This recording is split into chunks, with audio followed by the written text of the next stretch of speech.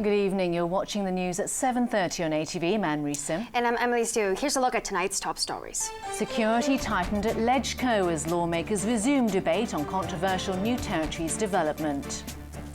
At least 70 people injured as hydrofoil from Hong Kong hits breakwater in Macau. Prosecution claims Raphael Hui hid connections with the city's biggest property developer. Security inside and outside the LegCo building was stepped up this afternoon as the Finance Committee debated a government request for funds to kickstart the development of the Northeast New Territories. Inside the chamber, lawmakers accused the committee chairman of abusing his powers by cutting the debate short.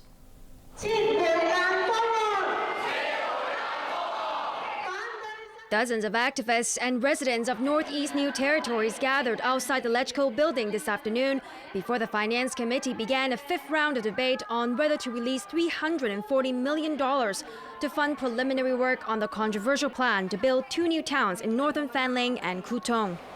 Security was tightened up today following the violence which erupted last week when protesters stormed the building and clashed with the police.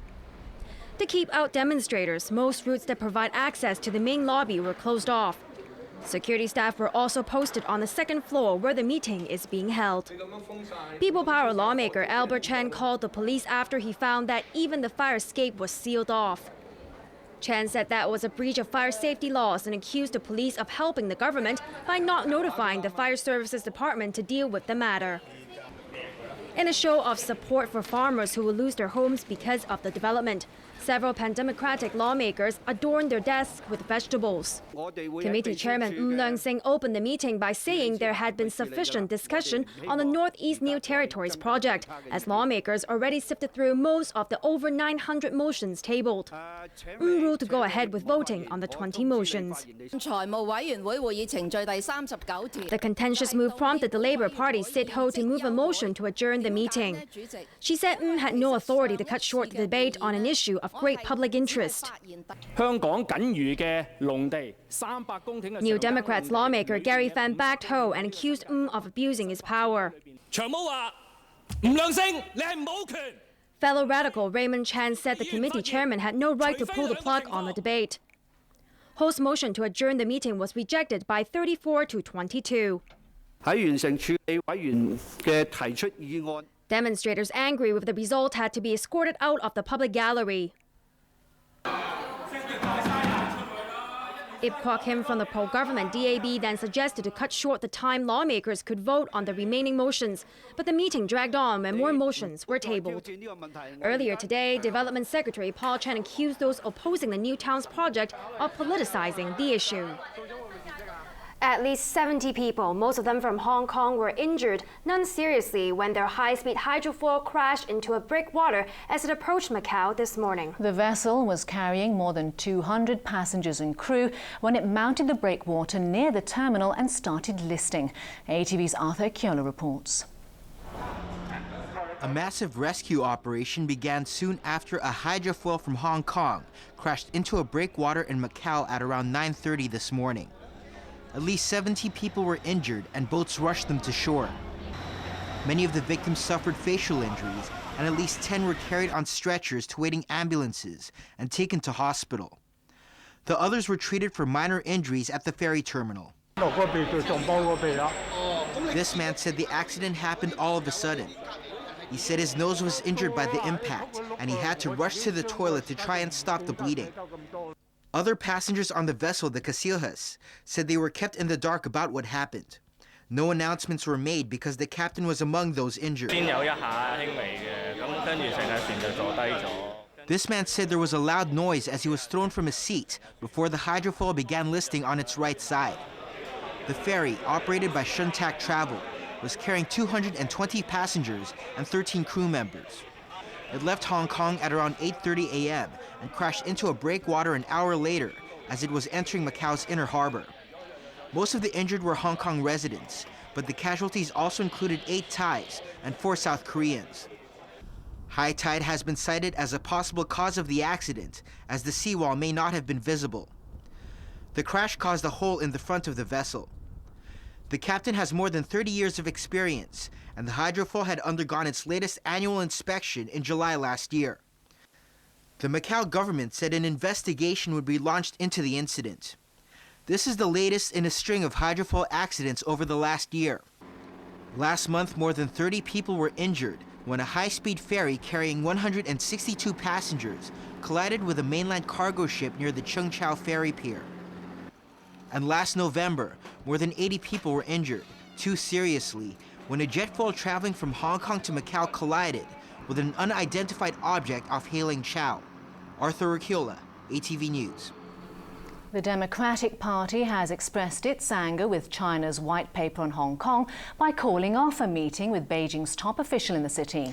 The decision came as the former head of Hong Kong's Catholics said the State Council document has angered people, and he expects more than 300,000 people to vote in a de facto referendum as a result. Occupy Central leader Benny Tai has vowed to apologize for failing the people of Hong Kong in their fight for true democracy if fewer than 100,000 people vote in the movement's unofficial referendum on universal suffrage next week. But the Hong Kong University law professor received a boost today when the former head of the Hong Kong Catholic Church, Cardinal Joseph Sen, said he expects the turnout to be more than 300,000.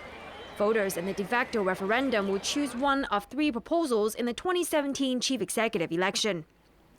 Sen said Beijing's controversial white paper, which asserted China's total authority over Hong Kong, will prompt more people to take part in the referendum. If they want to pressure us and force us to be their slaves, we will resist, declared Sen. The State Council document also pointed out that some people in the city are confused and lopsided in their understanding of the one country, two systems policy, resulting in them having wrong views about political development in Hong Kong. Sen admitted that Occupy Central's action may spin out of control, but he'll take part if it helps bring about real democratic reforms. The movement plans to gather 10,000 people to block streets in the city's business heart if the government fails to roll out an acceptable electoral reform blueprint. The cardinal said taking part in a civil disobedience campaign isn't the same as committing a crime. Sometimes we have to adopt more radical ways to fight for democracy, he declared. The Democratic Party, meanwhile, expressed its outrage with a Chinese document by scrapping talks with Beijing's top representative in the city. Members of my party are very, very angry and disturbed by the white paper. And because of that, the Central Committee decided that we will suspend the meeting with the director of the Central Government Liaison Office. We want to call on the central government to respect the wishes of the Hong Kong people. The Democratic Party was scheduled to meet Liaison Office Director Zhang Xiaoming next month to discuss constitutional development. Lau urged people to cast their ballots in next week's unofficial vote and take part in the 1st of July mass rally to push for true universal suffrage.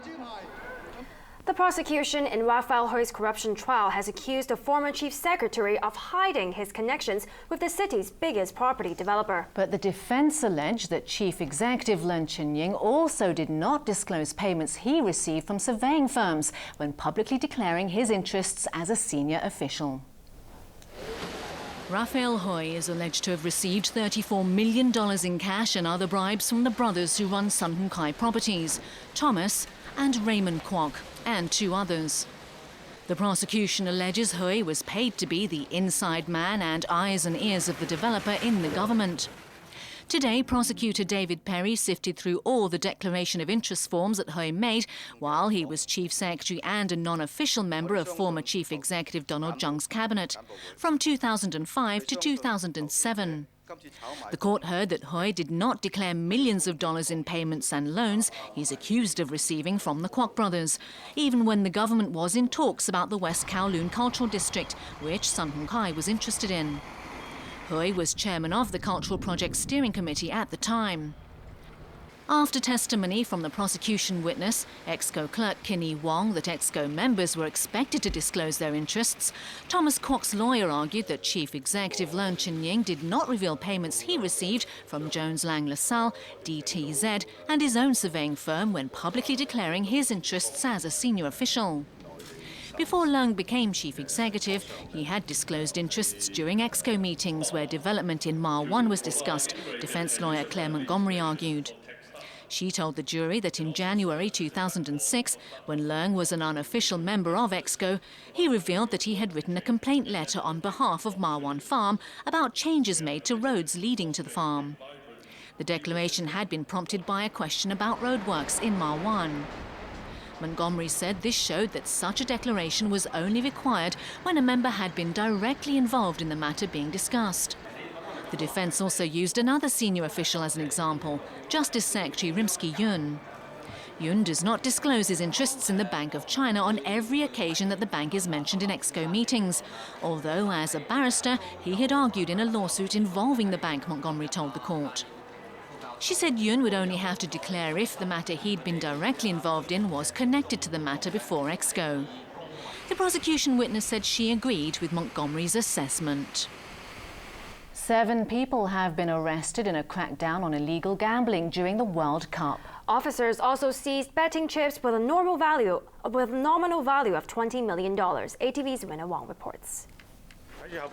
As the first whistle was blown in the World Cup in Brazil overnight, the police in Hong Kong stepped up their campaign against illegal gambling.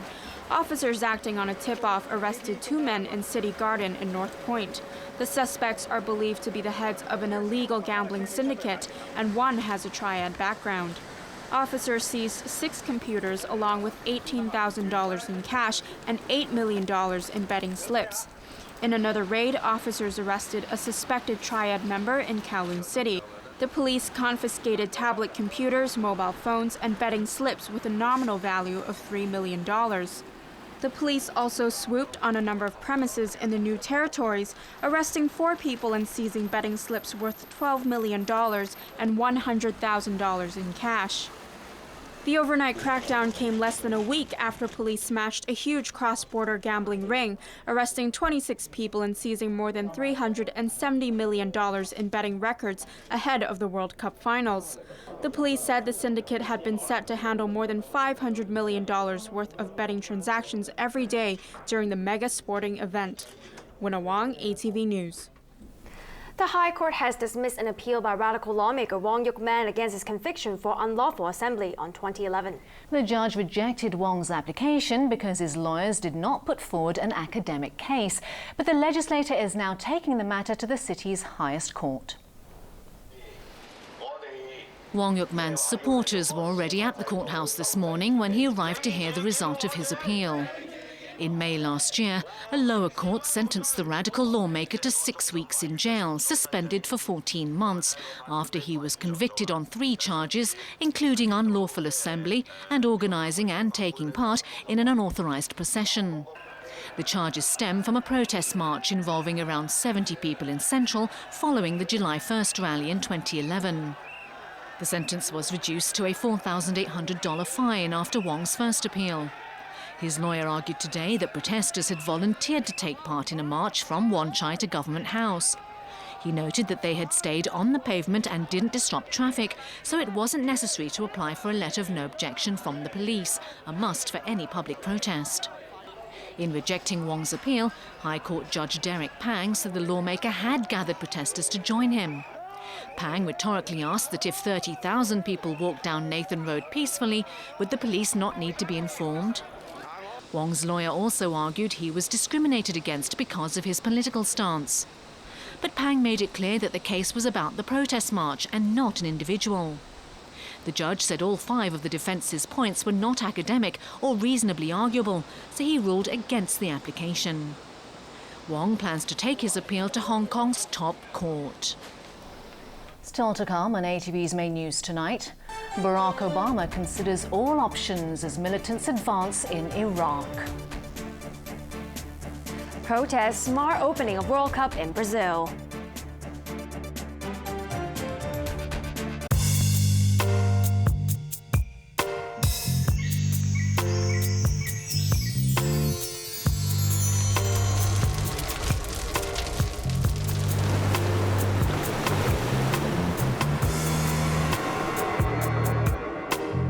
Elemental Evolution, ATV Miss Asia Pageant 2014 is now inviting applications. Elemental Evolution, ATV Miss Asia Pageant 2014. Application form is available at ATV website and the following locations. The cheapest source can make a huge difference. Using water to generate electrical power. Relying on sun to produce solar energy. These inexhaustible sources make the world a better home. Documentary World, Global Energy, tonight at 9. The selection of the chief executive by universal suffrage in 2017 will be a milestone in Hong Kong's constitutional development. According to Article 45 of the Basic Law, a broadly representative nominating committee will nominate candidates. Then all voters will elect the chief executive through one person, one vote. Finally, there is appointment by the Central People's Government. Following these steps, we can all elect our chief executive in 2017. He devoted his life to try and end the World War. Rather than peace with surrender, let's have peace with honor for the United States of America. People see him as a remarkable peacemaker. This is just one role on his life stage, of which so much unknown could still be explored. This time we see him, Richard Nixon, a complete man. All about documentary, The Secret Life of Richard Nixon, tonight at 10. Want to promote your latest products on television? ATV's 2014 Ad Easy package is the right choice for you. Our promotion reaches as far as the Pearl River Delta region and southern China, and our price starts at just $68,000. Call 2992-8890 or our mainland hotline now.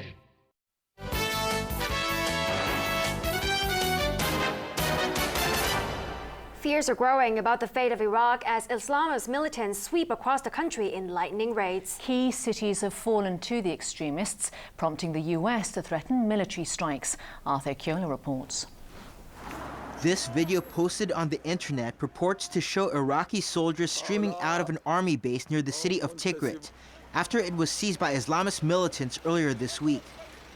The men are now prisoners of an extremist group, which has shocked Baghdad and the rest of the world by the speed of its advance.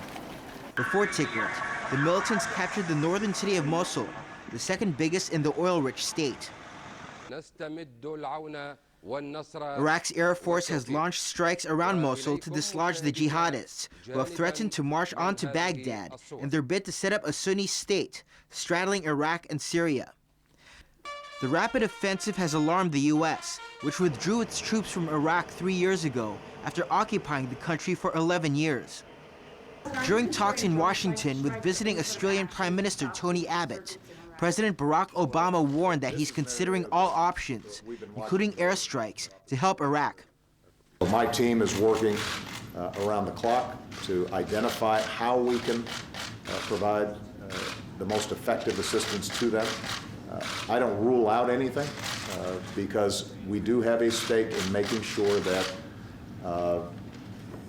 these jihadists are not getting a permanent foothold in either Iraq or Syria, for that matter. The US, however, will not send troops back to Iraq. There are concerns that Baghdad's problems run deeper than having to confront an insurgency. The country is deeply divided along sectarian lines, and there's growing opposition to the Shiite-led government of Prime Minister Nouri al-Maliki. This should be also a wake-up call for the Iraqi government. There has to be a political component to this, so that Sunni and Shia who care about building a functioning state that can bring about security and prosperity to all people inside of Iraq come together and work diligently against these extremists. And that is going to require concessions on the part of both Shia and Sunni that we haven't seen so far. While the fighting has dominated the headlines, relief agencies have issued a cry for help. Hundreds of thousands of Iraqis became refugees almost overnight as they fled the clashes, creating a fresh problem for a country that has yet to recover fully from war. Arthur Urquiola, ATV News. Tokyo has accused Beijing of lying when it said Japanese fighter jets flew close to a Chinese reconnaissance plane on Wednesday. In an unusual move, the Defense Ministry in Beijing released a video, which it says shows two Japanese planes flying as close as 30 meters to a Chinese aircraft over the East China Sea. But Tokyo dismissed the claim, saying the planes in the video were different from the ones Beijing said were following its aircraft.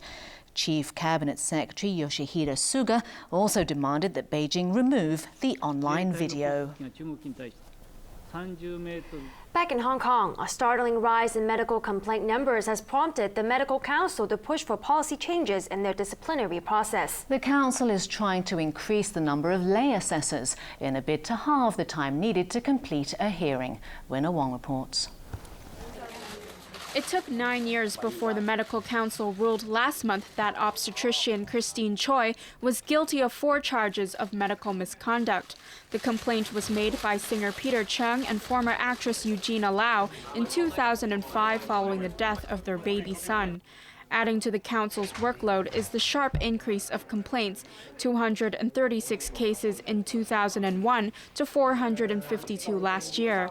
The body is considering speeding up the process by holding 2 hearings at a time.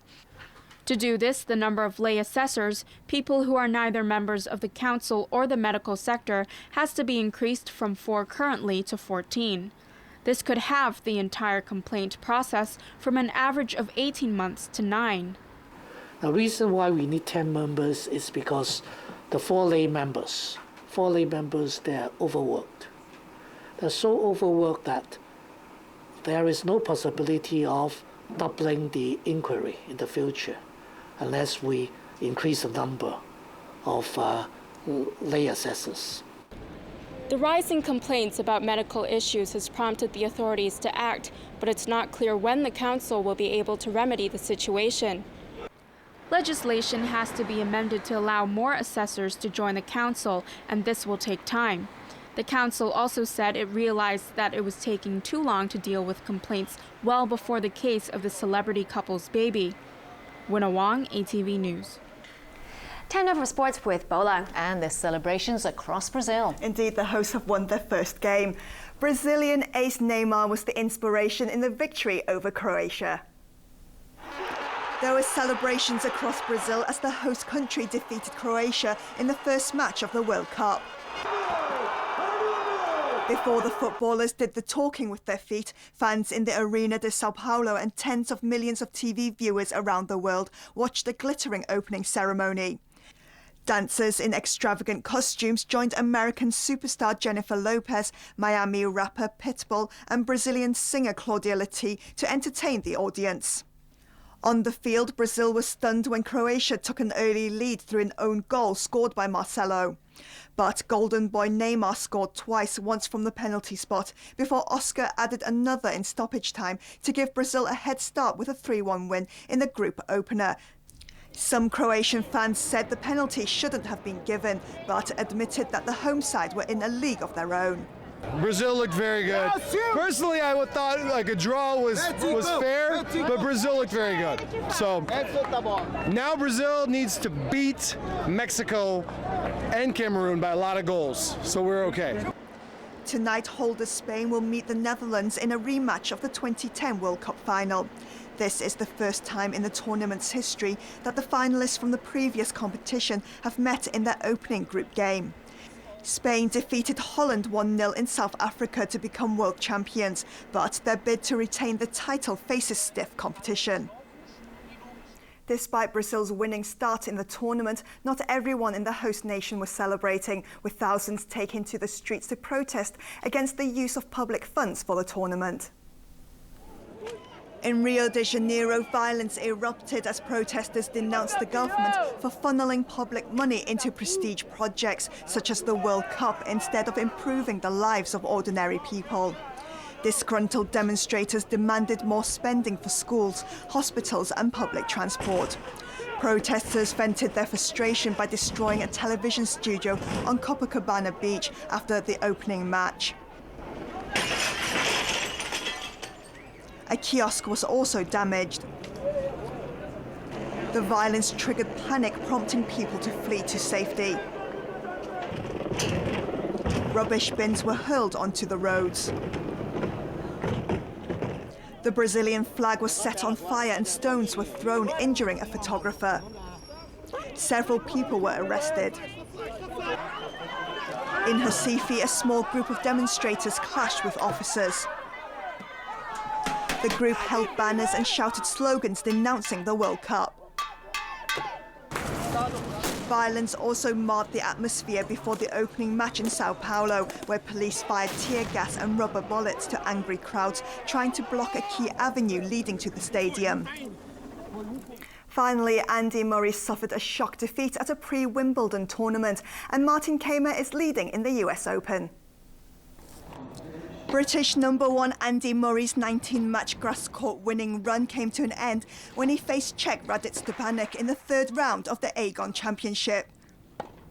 Murray started off well with this forehand winner in the first set. But his opponent fought back to win the first set. Any hopes of a comeback for Murray were dashed as the Czech made the most of his chances. 15th-seeded Stepanek proved sharper than 3rd-seeded Murray to win in straight sets to book his place in the quarterfinals. We're playing the best players in the world. It's always a special match, and you want to come out with the best. What I did today, and the game motivates me, to be back on the court every day, to work hard. It's Murray's first defeat on grass since the 2012 Wimbledon final against Roger Federer. In golf, Germany's Martin Kaymer birdied 4 of his last 9 holes to take a 3-shot lead after day 1 of the US Open at Pinehurst Resort in North Carolina. He finished with a 5-under 65. 6-time runner-up Phil Mickelson finished 5 strokes off the pace in the opening round. A look at the weather before we go. It was mainly fine and hot, but slightly polluted. Temperatures range from 26.3 to 31.9 degrees, while the relative humidity was between 39 and 73%. Winds were moderate east to northeasterly, occasionally fresh offshore. Let's check on the ultraviolet reading. The maximum recorded for the day was 10. Tomorrow's UV index will be around 8. Now for a look at the weather in the region. An area of low pressure affecting the northeastern part of the South China Sea will strengthen slightly in the next couple of days and move towards the vicinity of the Taiwan Strait. And now the satellite images. It's mainly fine over southern China, and cloud bands associated with the low pressure is covering the northeastern part of the South China Sea. Here's what we can expect over the next few days. Mainly cloudy tomorrow. It will also be hot with sunny periods. Temperatures will range from 27 to 32 degrees. A few showers in the following couple of days. Here are the latest pollution readings under the Air Quality Health Index. General stations are at 5 to 7, meaning the health risk is moderate to high. Roadside levels are at 6 and the health risk is moderate. Finally, here's the weather around the world.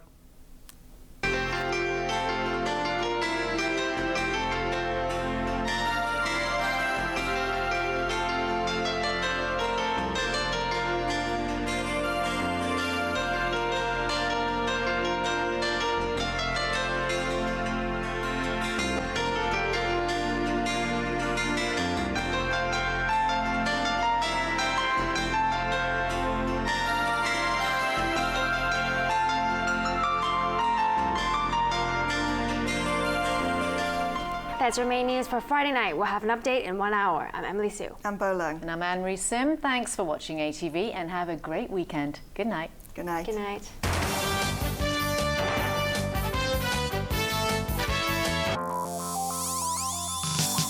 Coming up, new territory of enterprise.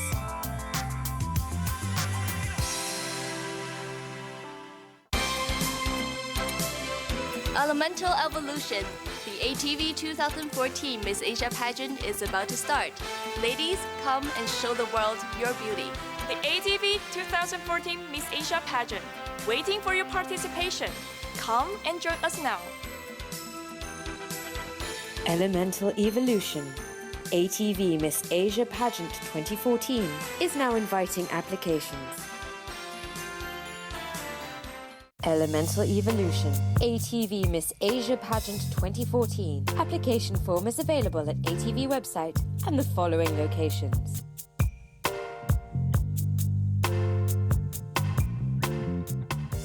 This Saturday, get extra amusement from our fabulous Korean Hour and wait until you come to the final destination, where you will be welcomed by endless tears and heartwarming laughter. Korea Agro Fisheries and Food Trade Corporation Special. Korean Hour. You are my destiny. Saturday afternoon at 5:30. Taking a Nile cruise through the Empire of the Pharaohs.